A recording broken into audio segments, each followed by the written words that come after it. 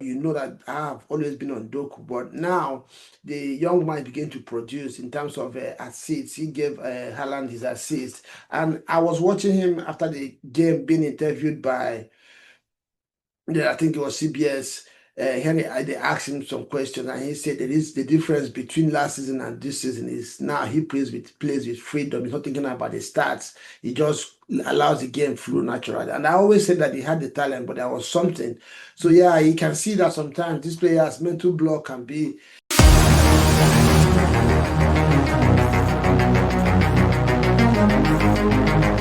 Watch Transit TV right now.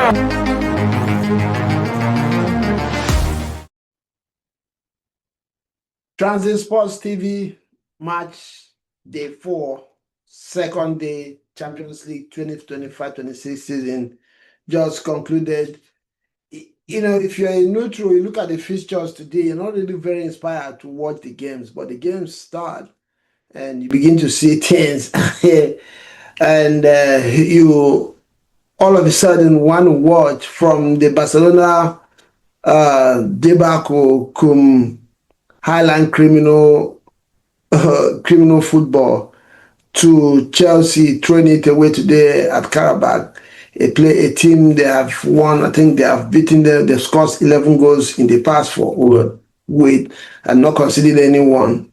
To Victor Osimhen hat-trick against I think it was Ajax today, and obviously Atalanta beating Marseille away from home as well. So, and of course, Manchester City are back. City are back, and they do what City does, winning 4-1 today as well in the Champions against Dortmund. Dortmund gradually becoming one of these teams that you don't even take very seriously going in these days in football, in European football. So, yeah, we're going to make sense of this day 2 today.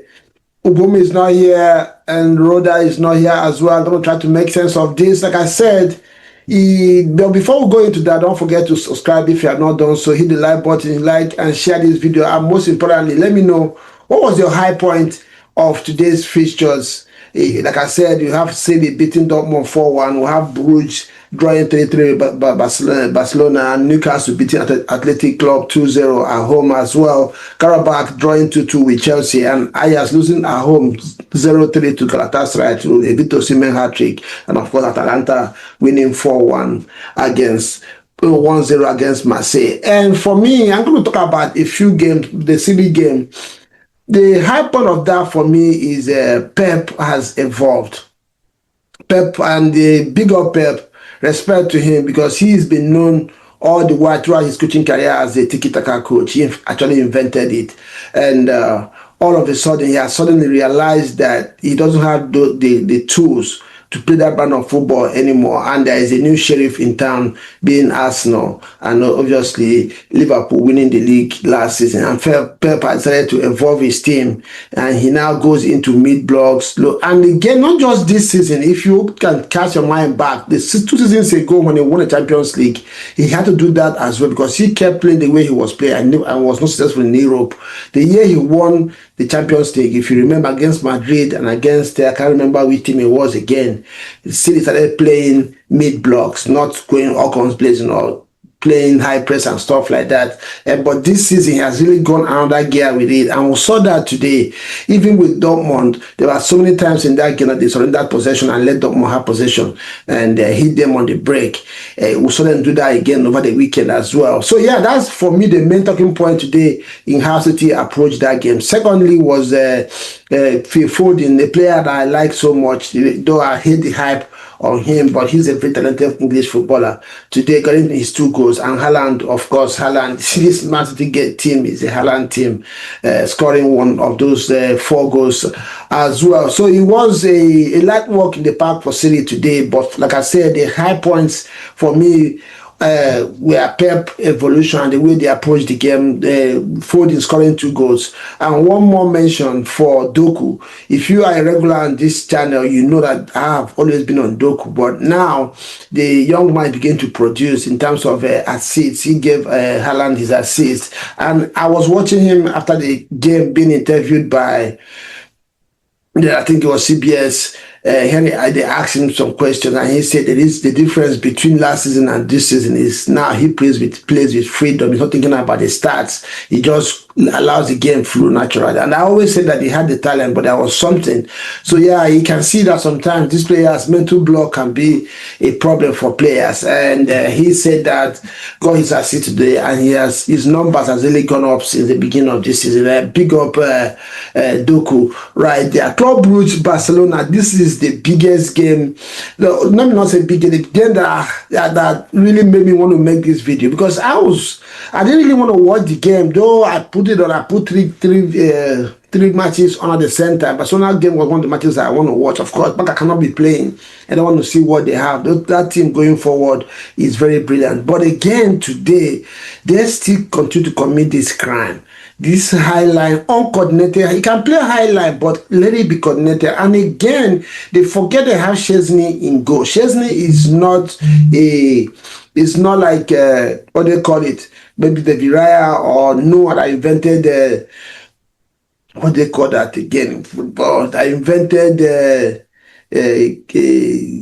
keeper sweeper role in a team. That's not what you have in your post. So playing that high line with Brugge, if you did your homework very well, you will know that Brugge have pacey wingers, and that caused Barcelona today. And this kept happening over and again. They got their first goal. Barcelona equalized. You think that Barcelona will learn their lesson. Barcelona gave them the second goal again.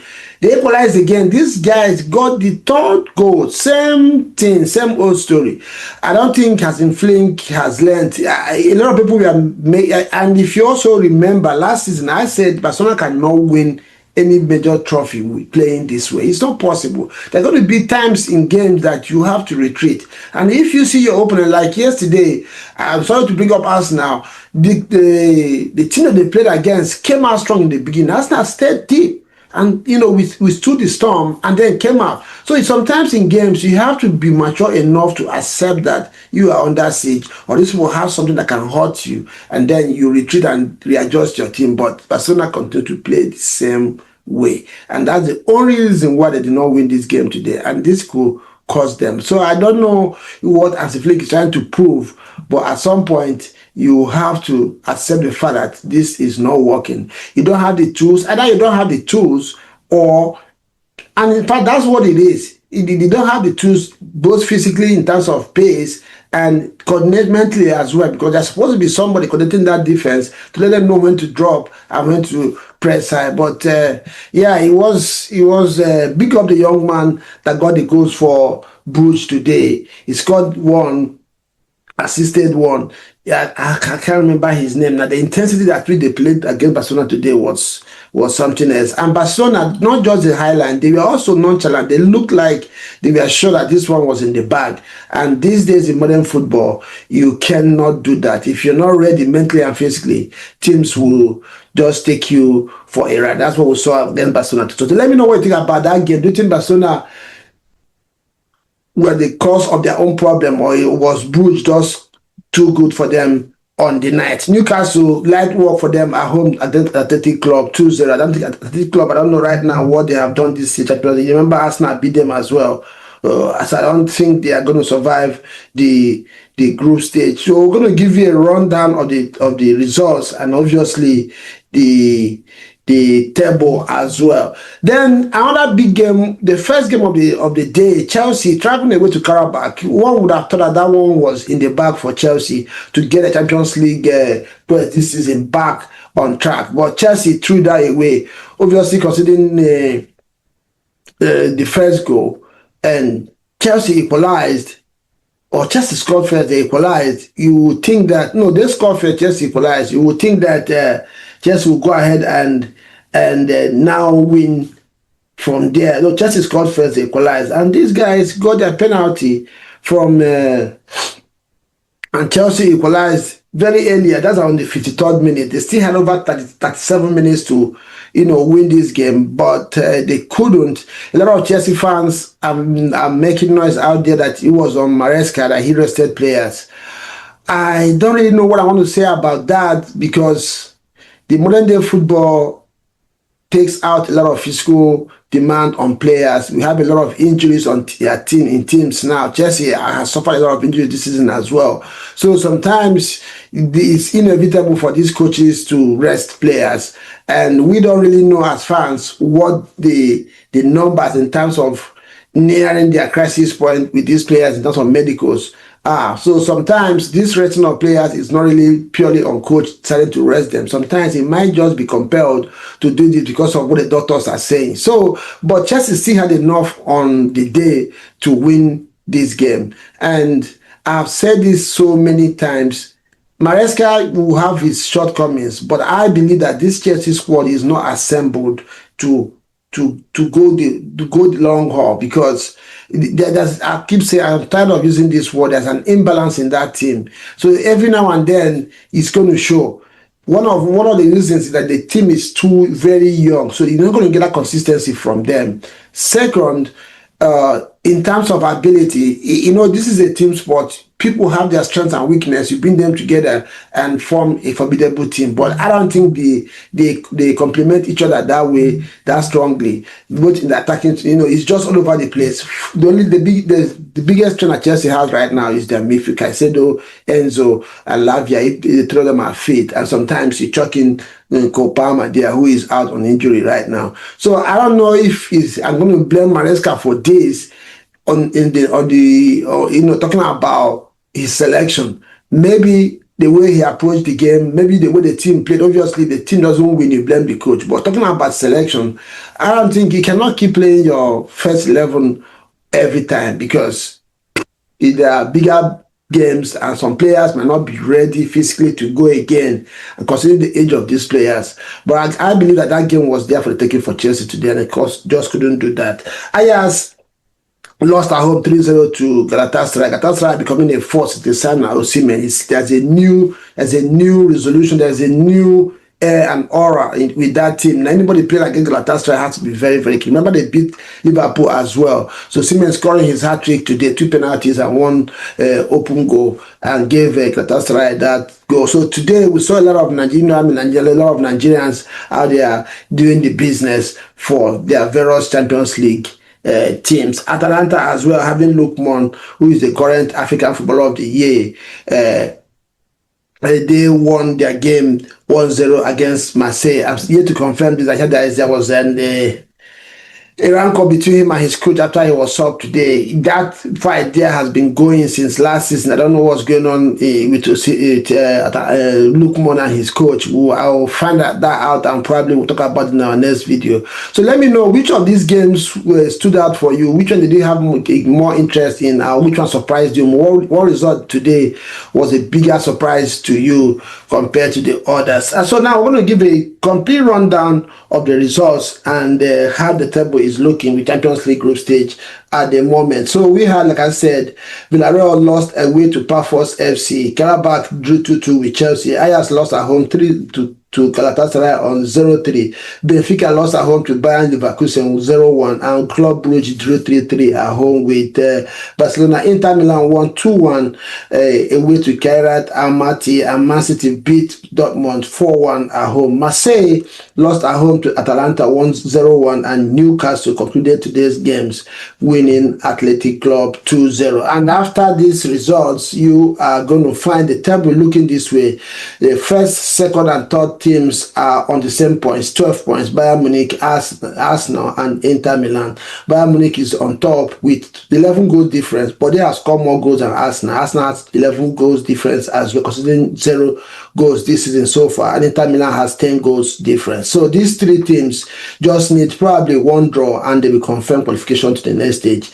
Not the confirmed top 8, but they will be sure to be in the next stage, regardless of what happens with the other teams. And they are floated on the 4th position with Man City with 10 points. Then PSG 9 points, Newcastle 9 points, Real Madrid 9 points, Liverpool 9 points.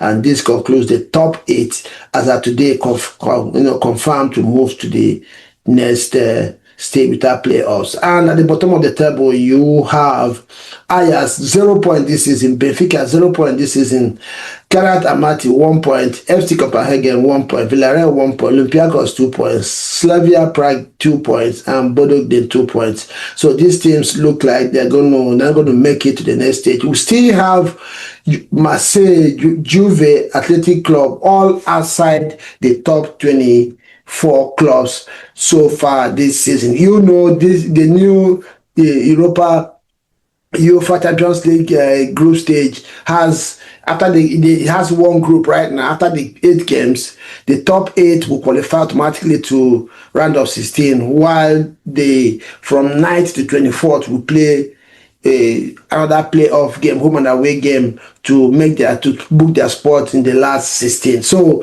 yeah, Arsenal looking good, Inter Milan looking good, Bayern Munich looking good, Manchester City as well looking good. The first 3 games, 3 teams on the table probably, once they win one more game, if they win their 5th game, they probably would have been confirmed to be in the top 8. So that concludes the match day 4 for Champions League this season. Let me know what you think in the comment section. Please don't forget to like, share, and of course subscribe if you are new to the channel. And I'll see you again next time. Ciao.